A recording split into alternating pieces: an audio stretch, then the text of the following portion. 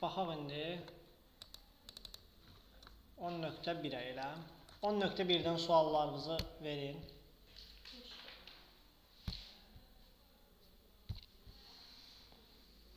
5. Bir verilmiş algoritmdə hansı xassiyyət pozulmuşdur? Uşaqlar, algoritmin neçə xassiyyəsi var, bilirsiniz də siz. Neçədəndir nəzrin? Müəyyənlik, təbliğ, təbliğ. Aha. Əhsən, bəli. İndi oxuyaq. Bir alim sürücülük imtahanının birinci mərhələsində uğurla keçir. Praktik imtahanı verir. Daha doğrusu praktik imtahanı vermək üçün avtomobil meydançasına yollanır. Asimə avtomobil təhvil verirlər və Asim avtomobilə əyləşərək mühərriki işə salır. Bax, Asim avtomobilə əyləşən kimi mühərriki işə salır və avtomobili hərəkət etdirməyə başlayır. Həmin anda imtahan nəzarətçisi Asimə deyir ki, imtahandan kəsildin. Asim praktik imtahanda algoritmin hansı xassəsini pozmuşdu? Uşaqlar, baxın, biz maşına əyləşəndən sonra, yəni Asim maşına əyləşəndən sonra kəmərin taxmadan maşını işə salıb. Bir hərəkətin yəni bitirmədən o bir hərəkətə başlayıb. Necə başa düşək? Bax, Asim, bəli, Asim kəmərin taxmalı idi, maşına əyləşməli idi, sonra kəmərin taxmalı idi, sonra maşını işə salmalı idi. Aydındır? O kəməri taxmadığına görə birbaşa maşına əyləşən kimi ortada bir dənə addımı saxlayıb bitirməyib, elə bil, tez maşını işə salıb. Ona görə bu diskretlik xassəsi pozulmuş olur. Aydındır? Növbəti. Növbəti 10.1-dən yoxdur, 10.2. Orada da yoxdur. 10.2-dən varınızı sualınız Cavid. Baxaq Cavid, baxaq. 4-cü sual. Aha, baxın uşaqlar. Bir şey deyim sizə. Algoritmlərdə toplama ilə üstəgəlimiz. Bu çıxmadır. Görürsünüz ekranı. Bu çıxmadır. Bu vurmadır. Bu da bölmədir. Belə. Düzdür. İndi mənə baxın. Həmişə birinci hansı əməliyyat yerinə yetirilir? Vurma ilə bölmə. Daha doğrusu birinci mötərizələrin içi. Sonra vurma bölmə, ikisi eyni qüvvətlidir. Hansı sıra ilə gəlsə o birinci olur. Sonra yenə də həmin kimi toplama çıxma. Yəni bunlar ikisi eyni qüvvətlidir. Bunlar ikisi, yəni hansı birinci gəlsə onlar yerinə yetirilir. İndi baxalım bizə. Bizim burada ifadəmizə verib ki, A ilə B-ni vurur bir-birinə, bölür nəyə? A vurulsun C-yə. Baxın, A-nı vurur B-yə, düzdür. Sonra bölür nəyə? A çıx C. Uşaqlar, indi bir şey deyim. Bu ifadə bizə nəyi verir? Bu ifadə, bura yox, bura bax, onu vermir. Bu ifadəyə baxın. Müəllim, burada B A-ya bölür. Ay, sağ ol. Burada A vurulsun, baba, bəli, bax. Burada A vurulsun, B, sonra gəlincə nə gəlir? Bölünsün, yenə A, çıxılsın, C. Bax, bu deməkdir. Bəs mən istəyirəm, indi bu olsun. Onun üçün nə etməliyəm, Rəvan? Bax, bunu mötərəziyə almalıyam. Bunu da mötərəziyə almalıyam. İndi buranı mötərəziyə almasaq da olar heç. Bax, indi buna baxın, A ilə B-ni bir-birinə vurur, A vurulsun B olur. Sonra bölür nəyə? A-dır C-nə çıxır. Bax, heç burada bu mötərəzəni yazmasaq da olar, bu iki dənəni. Bax, bunu. Bunu yazmasaq da olar. A-nı vurur B-yə, sonra bölür A ilə C-ni bir yerdə. İndi, eləcə də bu hissəyə baxaq. D bölünsün, C vurulsun Y. Bunu necə yazaram? Yazaram D bölək, nə? C vurulsun Y. Aydındır. İndi oradan da variantı siz tapın. Nə variantı olur? C variantı. Növbəti 10.2-dən növbəti. Yoxdur sualımız. Aha, keçdik Kərəmin ağladığı yerə. 10.3. Nəzrimdən soruş deyəcək. Aha, Rəvandan da soruşa bilərsən. Neçə? 10.3-də baxırıq biz suallara. 7. İxtiyari x tam ədədinin kubunun hesablanması hansı növ alqoritmə aiddir? Baxın uşaqlar. Biz bir alqoritm tapaq. Düzdür? Alqoritm quraq daha doğrusu. Quranda nə yazaram? Bura başlanğıc yazaram. Daha sonra mən bir ədədin x ədədi daxil eləyərəm. X ədədinin kubunun hesablanması üçün. Bir x ədədi daxil eləyərəm. X ədədi daxil eləyəndən sonra nəyi taparam? Bu x'in kubun. Yəni kubun deyir də tap. S bərabərdir x vurulsun x vurulsun x. Düzdür? Neçə eləyir? Burada da s'i çap eləyərəm. Bu necə alqoritm oldu? Xətti. Düzdür? Bu oldu xətti. Deyil, ixtiyari x tam ədədinin kubunun hesablanması. İndi mənə baxın. Belə bir anlayış var. Təxminən bir cavab dövrü çıxıb. Dövrü çıxa bilməz. Amma burada olsaydı ixtiyari x tam ədədinin kubunun yox. Məsələn, x10'un hesablanması da, yəni x kubunun yox, biraz böyük olsa, onda olur dövrü. Bildin? X üstü 1, x üstü 2, x üstü 3'ü hesablayanda, bu sadədirlər, bunlar nisbətən. Bunları hesablayanda biz xətti götürürük. Amma daha böyük qüvvətlər olanda, biz artıq dövrü götürürük. Necə hesablayırıq müəllim, bəs dövrü ilə desən, onu göstərəcəm. Keçəcəyik. Aydındır. Növbəti 15-dən sonra. Baxalım uşaqlar. 15-ci, 16-cı suallara keçəyin. Baxalım.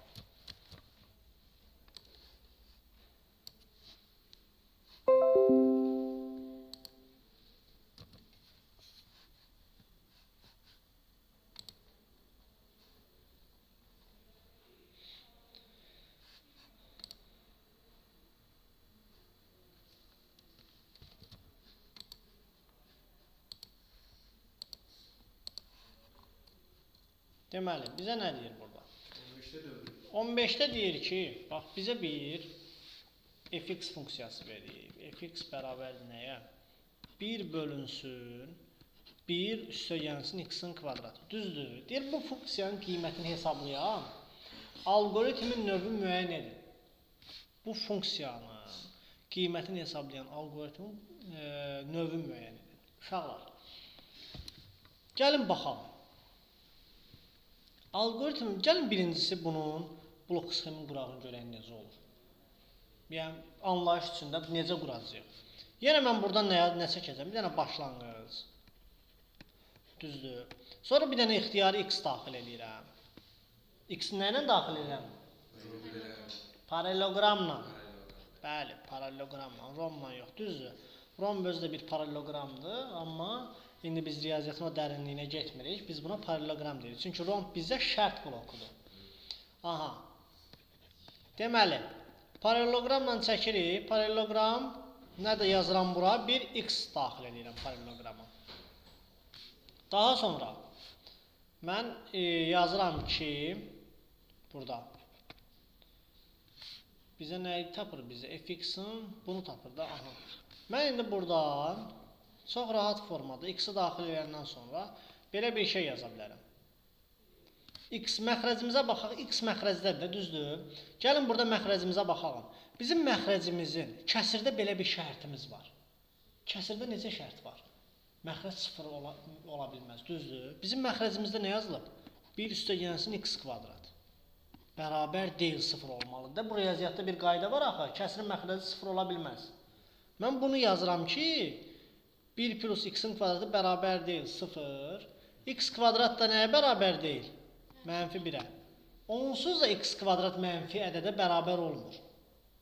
Düzdür, əgər bu kvadratdırsa, heç vaxt mənfi ədədə bərabər olmur. Ona görə mənim burada rombda şərt qoymağıma ehtiyac yoxdur. Mən x-in yerinə baxın bura. Hansı ədəd qoysam məxrəcim 0-dan böyük olacaq. Yəni 0 olmayacaq. Gəlin yerinə ədədlər qoyun. Məsələn, mənfi 20 qoysaz, yenə müsbət 400 eləyir. Üstə 1, 401. 0 qoysaz x-in yerinə. Məxrəc neçə olacaq? 0 qoysaq 1. Nə bilim 3 qoysaq 10. Görürsən məxrəcimiz heç vaxt 0 olmur. Yəni şərt qoymağımıza ehtiyac yoxdur. Onda mən bir dənə burada nə yazıram sadəcə? Hesablayıram. Fx bərabərdir. 1 bölünsün, bölünsün indi belə yazılır da algoritmdə. 1 plus x kvadrat. Aydındır. Sonunda da nəyi çap edirəm? Fx-i. Necə algoritm getdi? Xətti. Aha. Deməli bizim algoritmimiz xəttidir. Yenə deyirəm. Müəllim, deyə bilərsən müəllim, heç algoritmi qurmadan mən buradan hardan bilə bilərəm? Sən burada baxmalısan. Mən x-in qiymətinə, x-in yerinə hansı ədədi yazanda bura məxrəc 0 ola bilər? 0 ola bilər. Hə, ola bilərsə, onda nə olur bu? Rompdan istifadə edirik. Olur budaqlanan. Ola bilməzsə, onda xəttdir. İndi bura baxalım. 16-cı suala. 16-cı sualda bizə fx bərabərdir 1 bölünsün 1 plus x-in kubu. Düzdür? İndi hörmətli Rəvan müəllim. De görün burada nə ola bilər? Bəli. Yox, bildim, blok sxemi qurmuram. Mənim şərtim nə ola bilər? Bəli. Ola bilər mənim məxrəcim. Mən məxrəcə baxacam da. Mənim məxrəcim mənfi ola bilər. 0 ola bilər. Bax, belə yazıram. 1 plus x-in kubu bərabər deyil 0 olmalıdır. Düzdür? X-in kubu bərabər deyil nəyə? Mənfi 1-ə. X-in kubu bərabər deyil mənfi 1-ə. X-in kubu bərabər deyil mənfi 1-ədirsə, x özü nə ola bilər? X-in kubu mənfi 1, x özü də bərabər deyil nəyə? Mənfi 1-ə. Riyaziyyatdır da bu. Deməli, mənim x-im nə ola bilməz? Mənfi 1 ola bilməz. Həqiqətən də gəl yerinə qoyaq, baxaq. X-in yerinə mənfi 1 qoysam nə olar? Burada qoyun. 1 bölünsün. 1-in üstünə mənfi 1 gələn nə edir? 0. 1 bölünsün 0 olar bura. 1 bölünsün 0. Riyaziyyatda 0-a bölmə var? Yox. Onda mənası olmur. Bax, ona görə mənim x-im 0 ola bilməz, mənfi 1 ola bilməz. Mən indi blok sxemi bu cür quracam, bax. Buranı bir dənə xətt deyək geçsin. Aha, buradan bax. Mən indi blok sxemi bu cür quracam. Başlanğıc.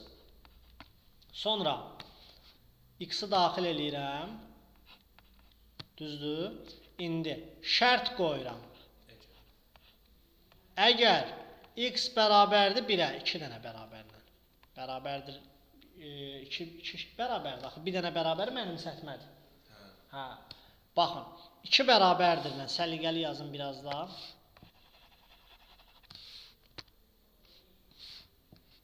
Bu da qalsın orada, baxarsın. Aha.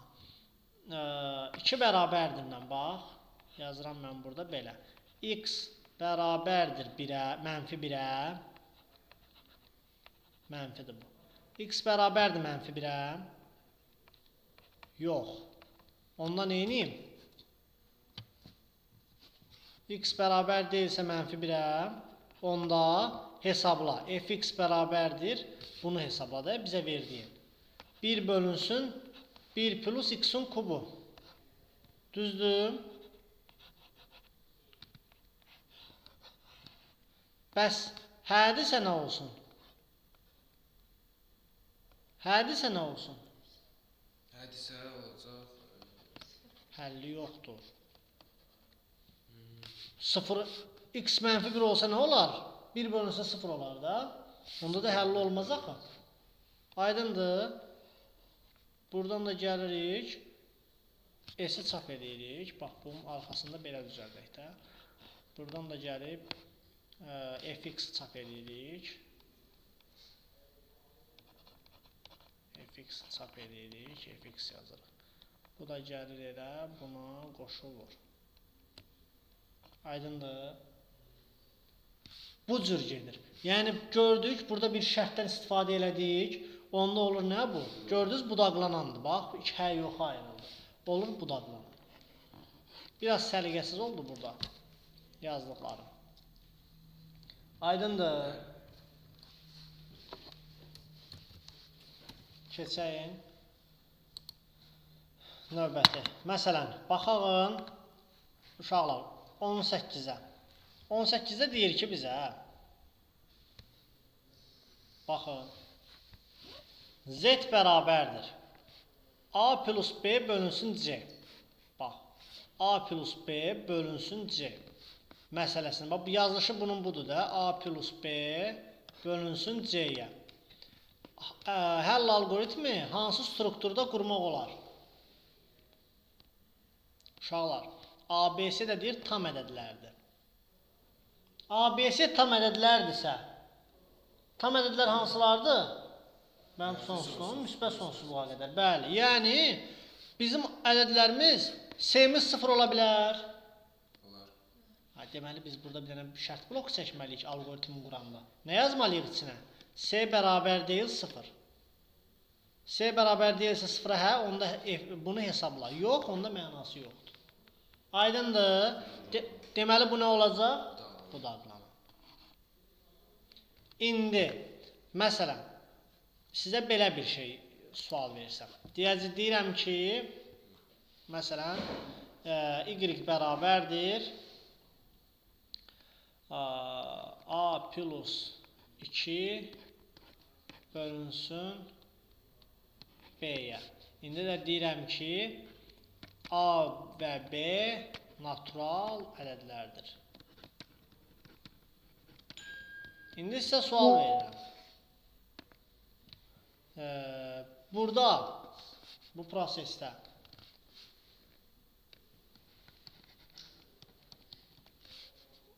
nə baş verəcək? Xətti. Yəni, nə olacaq? Xətti olur. Niyə xətti? 0 olmur, mənfi də olmur. Ancaq xətti yer. Mənfi olsa da olar. Mənfi olmağı bizə problem yaratmır. Əsas bizim şərtimiz odur ki, kəsirimizin məxrəci 0 olmasın. Mənfi olsa da olar. Kəsirdə mənfi olmaz, məxrəci olsun da. Əsas odur, 0 olmasın. Natural ədədlərdir deyə, natural ədəd 0 olmur axı. Natural ədədlər hansılardır? 1-dən müsbət sonsuzluğa qədər. Bunda, mən deyim, budaqlanan olacaq. Budaqlanan. Yox, xətti olur da. Hadi, düz deyir. Düz deyirsən. Sadəcə niyə çaşdırırsan ki özünü özü? Mən bildim, fikirləşdim, ya mənfi olursa belə, ya... Bəli. İndi ona görə biz nə deyirik? Natural ədədlər olduğuna görə deyirik ki, xəttidir. Aydındır. İndi siz mənə bunun 19-un blok sistemin qurun. İndi gəlin baxalım növbəti burada suallara. Məsələn, deyir ki, kvadrat tənliyin həlli algoritmi hansı növə aiddir? Uşaqlar, gəlin mən sizə ümumiyyətlə bir neçə algoritm formaları deyim də. Gəlin bir kvadrat tənlik deyək. AX kvadratı üstə gəlsin BX üstə gəlsin C bərabərdir 0. Bu bizim nəyimizdir? Tipik kvadrat tənliyimiz. Düzdür? Kvadrat tənlik. Uşaqlar, kvadrat tənliyin kökünün tapılması, kökləri hansılardır? Bu x-lardır da. 2 dənə kök tapılır həmişə. x1-dən x2. Kökünün tapılması algoritmi hansı növ algoritmə aiddir? İndi baxacaq. Sən xətti deyirsən, biri dövrü deyə bilər, biri budaqlanan deyə bilər, müxtəlif deyə bilər. Amma gəl baxaq, bunu quraq baxaq. Uşaqlar, kvadrat tənlikdə biz nəyi tapmalıyıq birinci kök tapmaq üçün? Diskriminantı. Diskriminant da bərabərdir nəyə? B kvadratı minus 4 vurulsun A vurulsun C. Düzdür? Diskriminantı tutaq ki, tapdıq. Sonra nə edirik? Diskriminant 0-a bərabər olsa nə olacaq? Bizim x1-imizlə x2 bir-birinə bərabər olacaq. Düzdür? Bəs diskriminant 0-dan böyük olsa nə olacaq? Bizim x1-imiz müxtəlif olacaq, x2-mizdə fərqli köklər olacaq da. Bəs diskriminantımız 0-dan kiçik olsa nə olacaq? Həll olmayacaq, kökü olmayacaq, kökü yoxdur. Düzdür? Bizim deməli şərtimiz nədən asılıdır? Diskriminantlarımızdan. İndi gəlin baxaq. Bəs köklərimiz x1, x2-miz necə tapılırdı? x1 bərabərdir, x1, x2 deyək də. Mənfi b üstə gəl çıxılsın kök 6d bölünsün 2a. Düzdür? Elə olurdu. Riyaziyyatçılar. Aha. İndi mənə baxın. Mən də deyirəm ki, bunu qurmaq üçün, bax, bunun blok sistemini qurmaq üçün yenə bir başlanğıc. Sonra nə daxil edirəm? Mən bir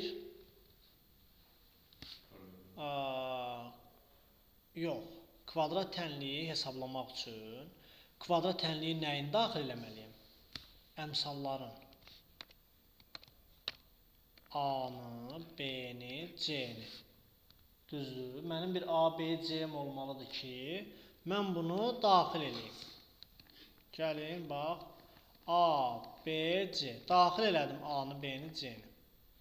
İndi nə edirəm? Diskriminantı tapıram da. Diskriminantı tapanda, bura baxın.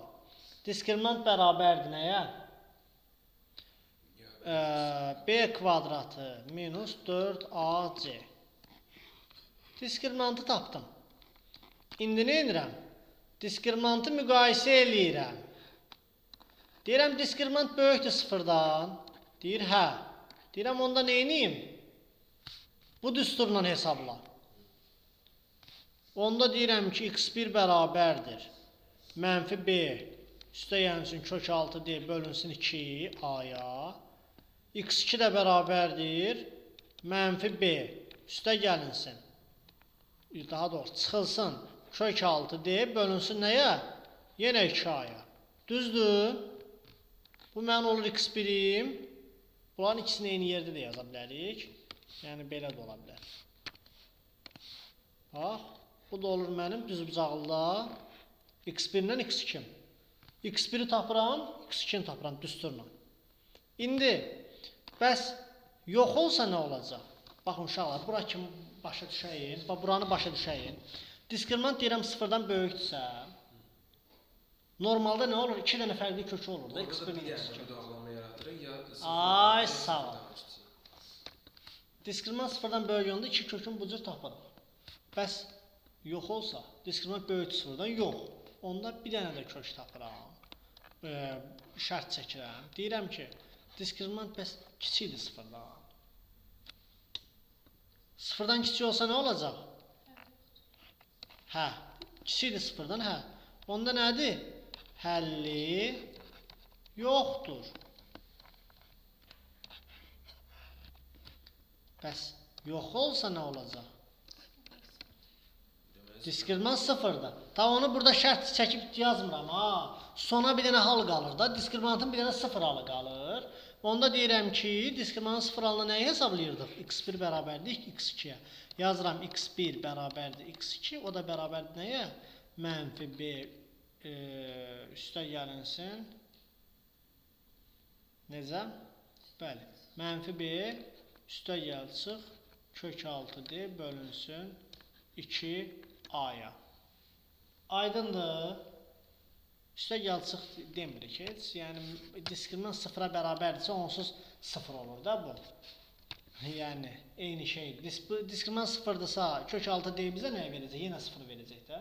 Mənfi 1 bölünsün 2A olur. İndi, baxın. Buradan da nə edirəm? Mən x1, x2-ni çap eləmək üçün sona gətirirəm də bu algoritmi. Məsələn, heç sona gətirməyə də ehtiyac yoxdur. Buradan da məsələn gəlirəm, burada bir dənə son yazıram. x1, x2-ni tapdım. Çapa vermək istəsiydim, burada indi bir dənə x1, x2 yazardım. Paralelogramın içində çapa verərdim. Uşaqlar, bu oldu bizim nə algoritmimiz? Yox. Kvadrat tənliyin həlli algoritmi. Kvadrat tənliyin həlli algoritmi.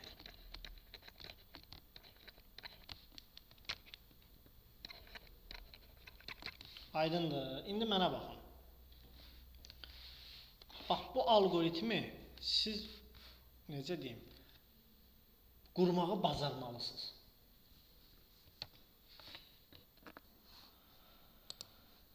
Deməli, indi biz bu kvadrat tənliyi keçdik. Gəlin indi baxalım. Gəlin baxalım növbəti. Məsələn, baxın 21-ci sualda uşaqlar.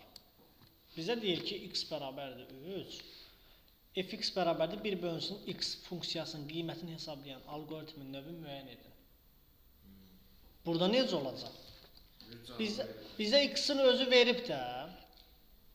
X-i özü verib. Ona görə xəttə olacaq. Yəni biz x-in başqa qiymətinə baxmayacağıq. Bunda blok sxem bilirsiniz necə olacaq? Yenə bir başlanğıc qururuq. Sonra baxıcı düzbucaqlıda x-i daxiləm. X bərabərdir 3 yazıram düzbucaqlıda. Sonra da bir dənə düzbucaqlıda nə tapıram? Fx bərabərdir 1 bölünsün x. Всё. Bu da son. Aydındır. Bu formada. Uşaqlar 22, 23 gəlin baxaq. Sizə bir 22-nin blok sxemin qurum.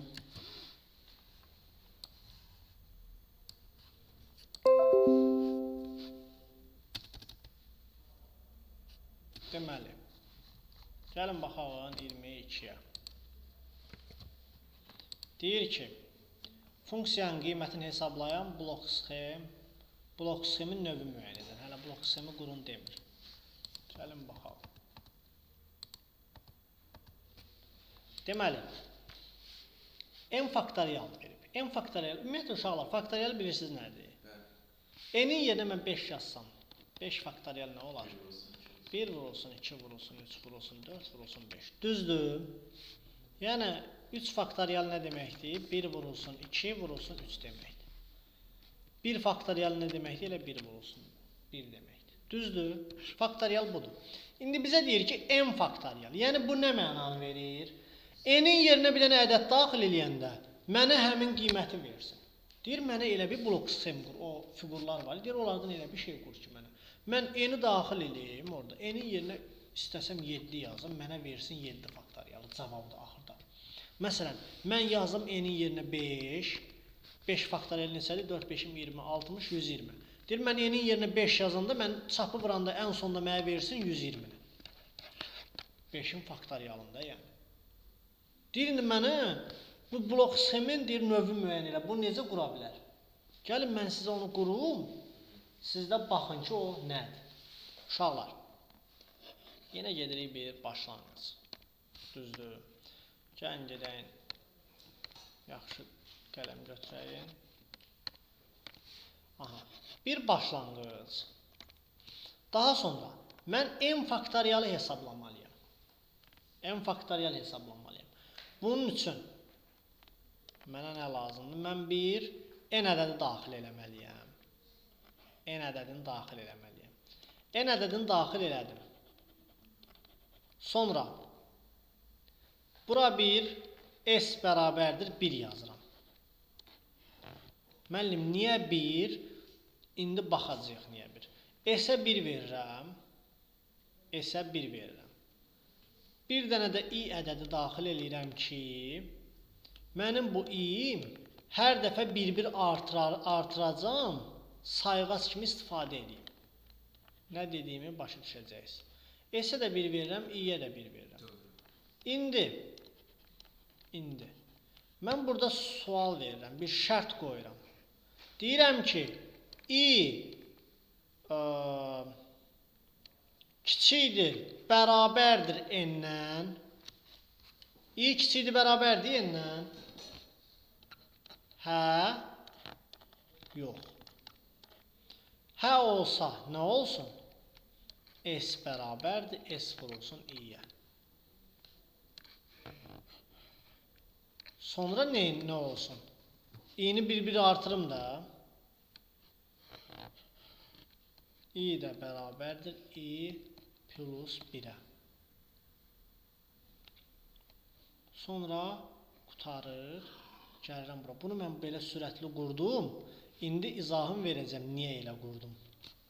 Yox olanda da nə eləsin? Gəlsin mənə S-i çap eləsin. Gəlin baxalım. Uşaqlar. N-i daxil elədim. N-in yerinə nə yazım? 5. Deyək 4 yazaq. Lap 5 yazaq. Mənim N-im bərabərdir nəyə? n bərabərdir 5'ə. Düzdür? S bərabərdir 1. I bərabərdir 1. Demişəm. Bunu verdim. Düz bu zaqılda. İndi yoxlayıram. I kiçik bərabər deyindən. İ'm neçədir? 1. 1 kiçikdir bərabərdir 5'dən. Hə. Ondan eynirəm. S bərabərdir. S vurulsun I. S bərabərdir nəyə? S'in 1 idi. Vururam nəyə? Belə 1'ə. S də olur 1. Sonra neynirəm? I bərabərdir. I plus 1. I plus 1. İ'm nə idi? 1. Üstünə də 1 gəldim, oldu 2. Sonra neynirəm? Təzdən qalxıram. Yuxarı. Neynirəm? 2. I 2 idi axı. 2'ni müqayisə eləm nədən? N-lə. 2 kiçikdir 5'dən. Hə. Ondan neynirəm? S bərabərdir. S vurulsun I. 1 vurulsun 2. Bu biri S'in 1 idi. Burada. İ'm də 2'dir. Burada. 1 vur 2. Sonra nə olur? İ'miz də bərabər olur nə? I plus 1'ə. İ'miz 2'dir. Üstünə də 1, 3. Bax, fikir verirsiniz. Mən i'ni sayğac kimi istifadə edirəm. 1-1 həmişə artırıram. Ona görə birinci 1 verdim. Dedim ki, 1-1 artırım. Sonra hər dəfə artırdıqca bunu müqayisə edirəm mən n-lə. İndi bax, yenə də gəlib müqayisə edəcəm. 3 kiçikdir 5'dən. Yenə müqayisə edirəm. Hə. Onda nə olsun?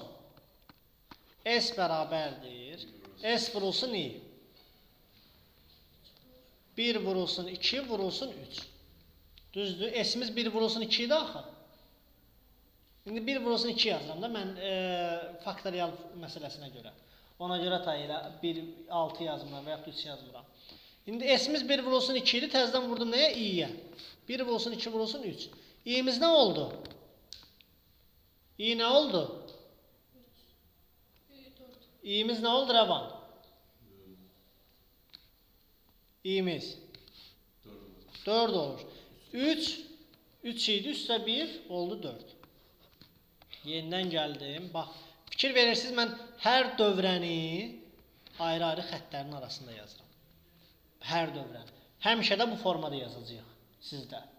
Yəni ki, bunu belə deyək də ayrı-ayrı yazmalıyıq ki, itirməyək, çaşmayaq. I4. Nə edirəm? 4'ü müqayisə edirəm 5-lə. 4 kiçikdir 5'dən, yenə hə. Onda S'imiz nədir? 1 vurulsun, 2 vurulsun, 3 vurulsun 4. İ'miz nə olur? 5. İndi yenə müqayisə edirəm. 5 kiçikdir bərabərdir 5'dən. Hə. Onda S bərabərdir 1 vurulsun, 2 vurulsun, 3 vurulsun, 4 vurulsun 5. İ'miz nə olur? 6. İndi mən gəlib burada müqayisə edirəm. 6 kiçikdir bərabərdir 5'dən. Yox. Bax, yox qoluna gəlir.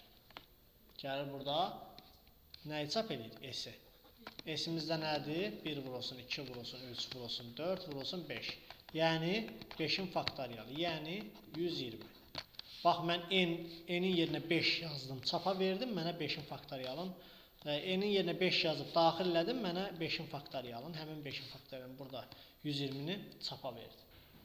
Bu olur n faktoriyalın hesablanması. N faktoriyalın hesablanması. Algoritmi. Aydındır. Bunun blok sistemin tez çəkin dəftərinizə. Mütləq formada hər birimiz bu videolara da baxanda çəkirsiniz bunları dəftərinizə. Gəlin indi həmin növbəti suala baxalım. Məsələn, 23'də. Baxın. 1 faktorial, 2 faktorial, 3 faktorial və n faktorial. Düzdür?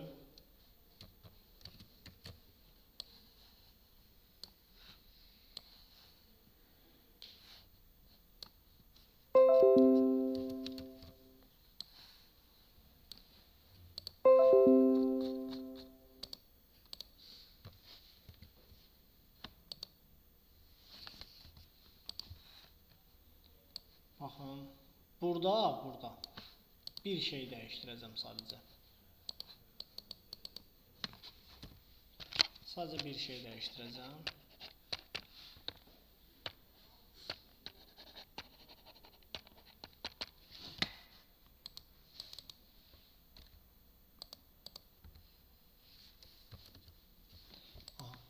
Gəlin baxalım. Bax, mən bu alqoritmdə nə etdim? Faktorialları tapdım. Düzdür. İndi gəlin. Tək faktorialı tapandan sonra belə bir şey deyəcək. Faktorial tapıb kifayətlənməyək də.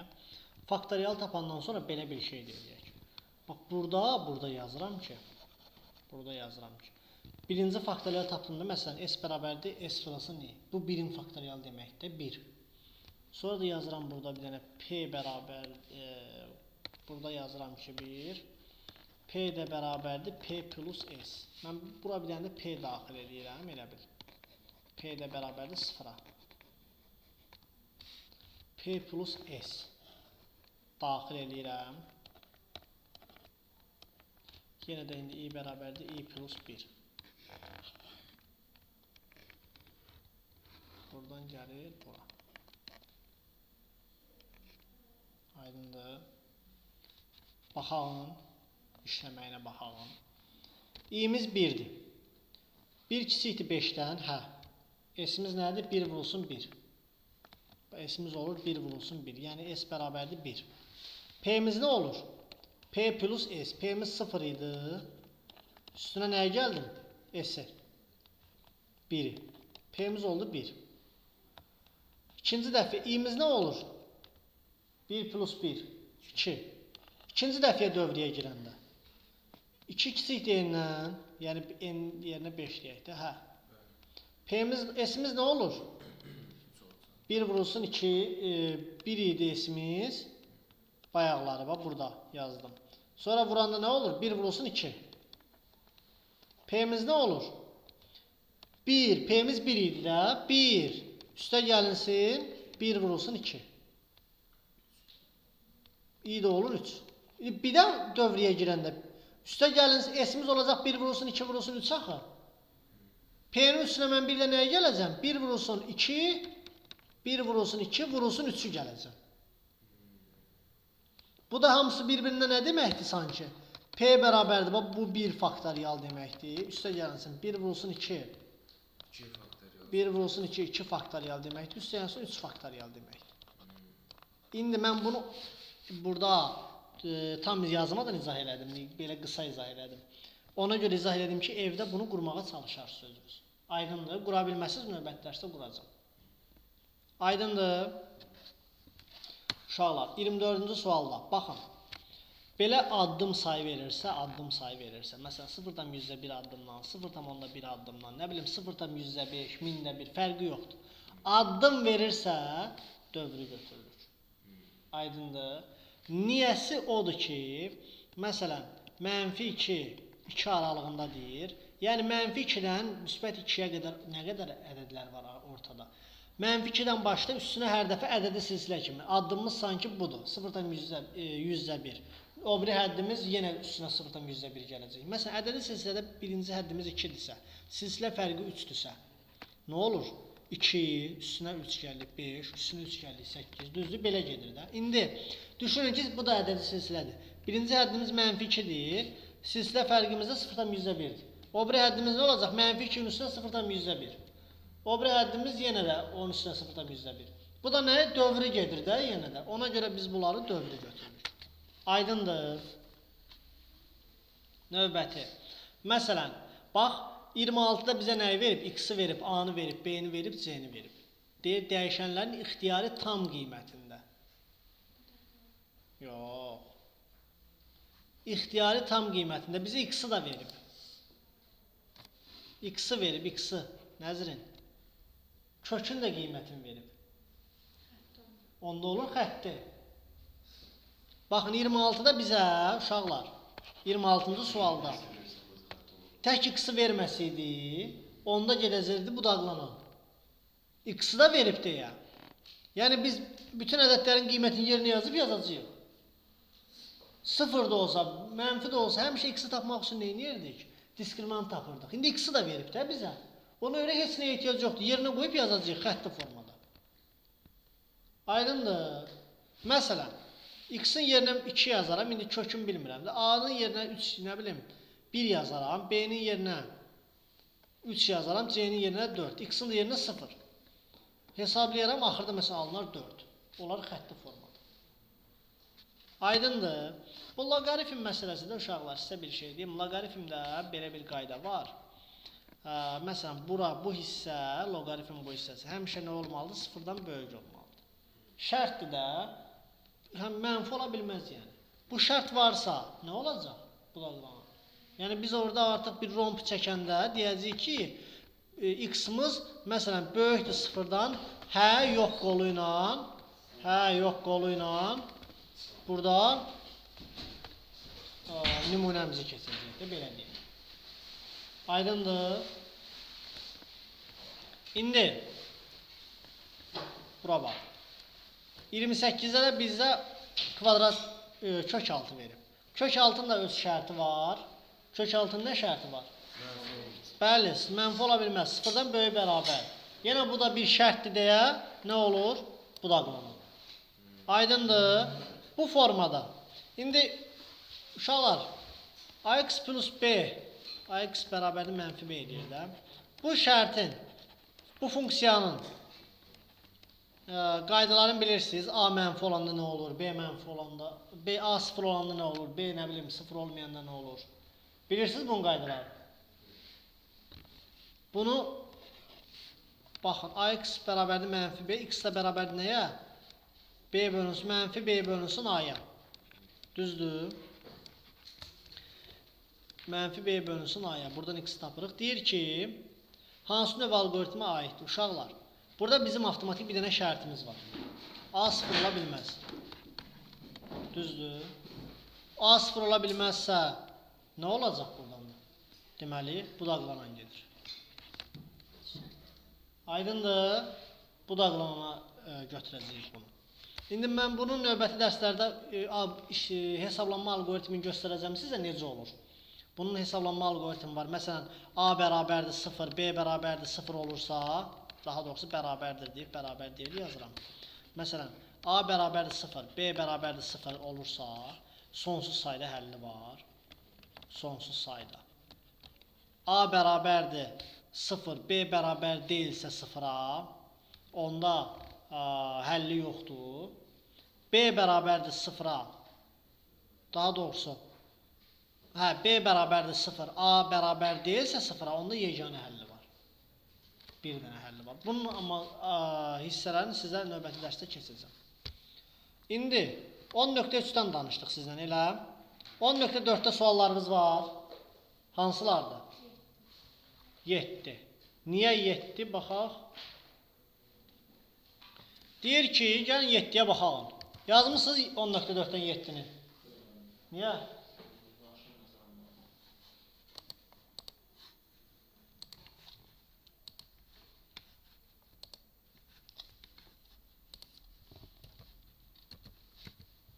Mənfi gəlmək olur imtahanda. Deməli, gəlin baxalım 7-ci suala.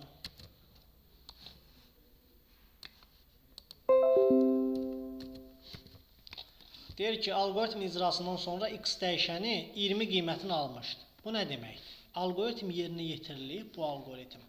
Axırdakı x dəyişənimiz 20 qiymətini alıb. Yəni, bu x-imiz axırda 20 olub. Uşaqlar, bunun rahat hesablanma üsulu nədir? 15. Baxın, buradan tərsinə də getmək olar. Yavaş-yavaş, bir-biri hesablayıb. Amma rahat hesablanma üsulu. Bu bizim y birimizdir. Bu x birimizdir. Bu x1 nədir? 5 vurulsun y1-ə, düzdür. Bu artıq, görürsünüz, ikinci x-imizdir. x2-miz də bərabərdir. Bayaqki x1-imiz bölünsün 2-yə.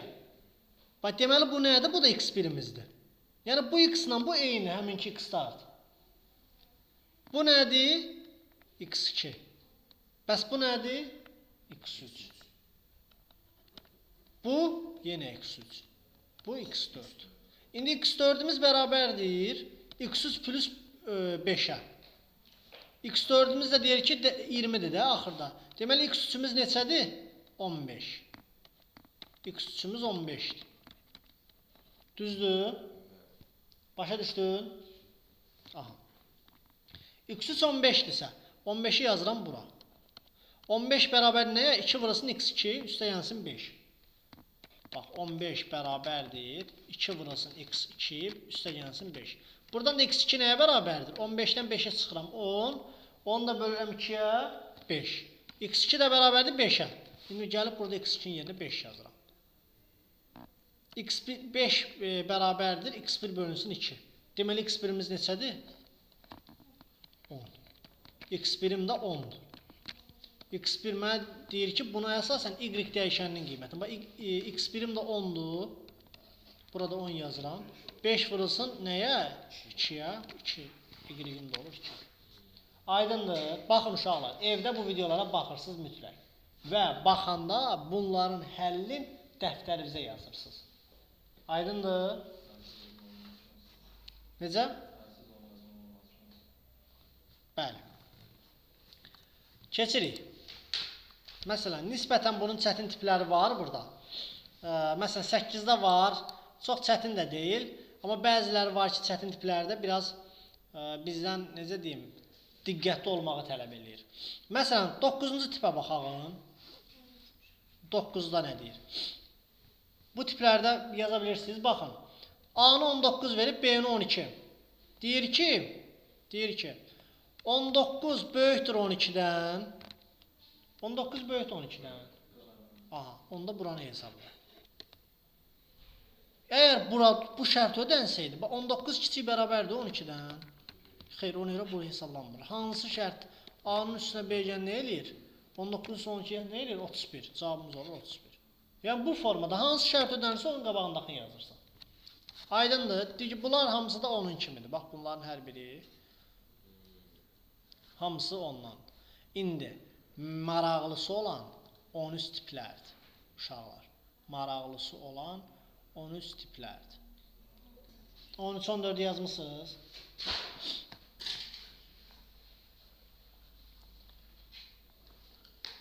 Gəlin sizə buradan birini göstəreyim. Baxaq, birinə baxaq, elə baxaq 23-ə. Sonra yekunlaşdıralım. Deməli, gəlin 23-də. Bizə deyir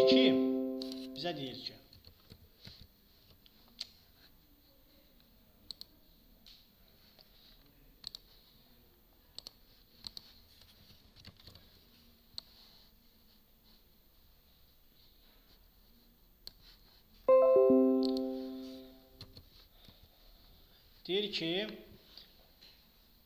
aşağıdakı ifadəyə əsasən blok sistemi qursaq, şərt blokundan ən azı neçə dəfə istifadə olunur?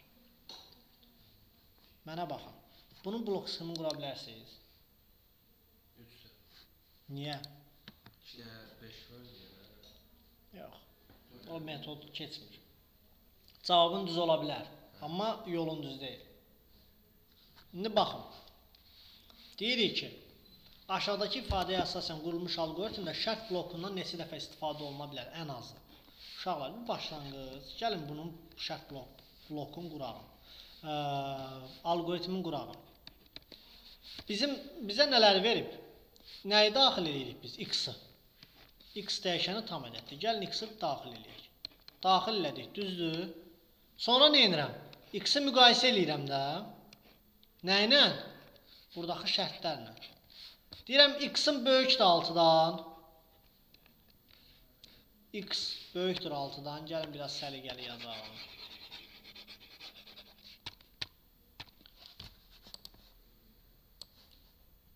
Aha. Baxın, burada deyirəm ki, bir başlanğıc bloku, sonra bir x daxil edirəm. X-ı yoxlayıram, müqayisə edirəm. Nə ilə? X böyükdür 6-dan. Hə. Onda nəyi hesablasın? Buranı. Yəni yazıram ki, fx bərabərdir. X kvadrat üstə gəlsin 5-ə. Düzdür? Yoxsa 3 yerə ayrılır. Yox. Bəs x-in 6-dan böyükdür? Yox. Onda neynəsin? Bu yazı x onda neynəsin? Onda keçirəm, deyirəm, bəs x bərabərdir 6-ya. Burada bərabərdir, 2 dənə bərabərdir olmalıdır ha. X deyirəm onda bərabərdir 6-ya. Deyirəm ki, hə. Onda nəyi hesablasın? Fx bərabərdir, x-in kubudur burada. X kub üstə gəlsin 7. Yenə yox deyirəm. Onda nə hesablayım? Deyirəm ki, x-im bərabərdir 5-ə. Hə. Düzdür. Onda nəyi hesablasın? X 4 çıxsın 8-ə. Fx bərabərdir. Yox. İndi nə deyirəm? Heç nə. Hə? Yox, şeydə. Nədir? Uzağın içində yazılır. Ay sağ ol. Şərt deyirəm. Cavid. İndi burada mən deyəcəm şərtdə ki x üssü 5 üssü x-im kiçikdir 0-dan. Hə, yox. Deməliyəm niyə? Çünki öyle şey yazılmır bak. Burada yazılır burada. X kiçikdir 5 yazılır. Ay o bize 5 istəyirdi. Yəni 0 niyə yazırıq ki? Bizdən 5 istəyir. Nəyi 5 istəyir? X Bizə 5-dən kiçik olsun. 0-dan niyə olur? hə də x kiçikdir 5 yaza bilərəm. Burada indi yazmalıyam x kiçikdir 5 yenə rombun içində. Yox, baxın. Mən burada artıq yazıram ki, yox qoluna fx bərabərdir x üssü 5 üssü 8. Aha. İndi baxın. Gəlin baxalım buna. Rombların sayını. Bura baxın. Romların sayını sayırıq. 1, 2, 3. Deməli 3 dənə şərt blokundan istifadə olunub. Düzdür. İndi gəlin baxalım. X-ima daxil elədim məsələn hər nəsə. Deyək x böyükdür 6-dan. Hə. Onu da hesablayalım. X böyükdür 6-dan yox. X 6-dan böyük deyilsə deməli nədir? 6-dan kiçik bərabər. İndi deyirəm bəs x-im 6-dır. Bax bura bax. Deyirəm x-im 6-dır. Yenə deyirəm ki, hə olsa buranı hesablayıram. Yox olsa nə edirəm? Yox olsa, bax x-im 6-dan kiçikdir. 6 bərabərdir, yox. Deməli nədir? 5-dir, 5-dən kiçikdir də. İndi deyirəm x-im 5-ə bərabərdir. Hə olsa yenə buranı hesablayacağam. Yox, x-im 5-ə bərabərdir, yox. Deməli yerdə nə qaldı? X-im 5-ə bərabərdir, yox. Ha, kiçik qalır. 5-dən kiçiklər qalır. X-in hansı adları qalır? 5-dən kiçiklər. 5-dən kiçiklərdə də nəyi hesablamalıdır? Buranı. Bax, görsən, burada da bizə 5-dən kiçikdir şərtin verib. 5-dən kiçiklər buranı hesablamalı deyə mən də burada yazıram. Bax, həmin şeyi. Aydındır. Ona görə 3 dənə şərt blokundan istifadə olunub deyirik. Sizdən neçə, ən azı neçə şərt blokundan ifadəsini soruşursa, blok sxemi qurub tapmalısınız. Aydındır. Tapanda cavabı düzgün alsınız, bilin ki, düzgün qurmusunuz. Səhv alsınız, yenidən qurmağa çalışın evdə. Bunu da mütləq dəftərimizə yazarsınız. Yəni orada niyə deyir ki, ən azı? Yəni orada 3 Çünki yox, daha çox qurmaq istənilən qədər olar. Ən azı lazımdır bizə. olur yəni elə bir şey. Daha çox qurmaq, səhv quranda görəcəksiniz.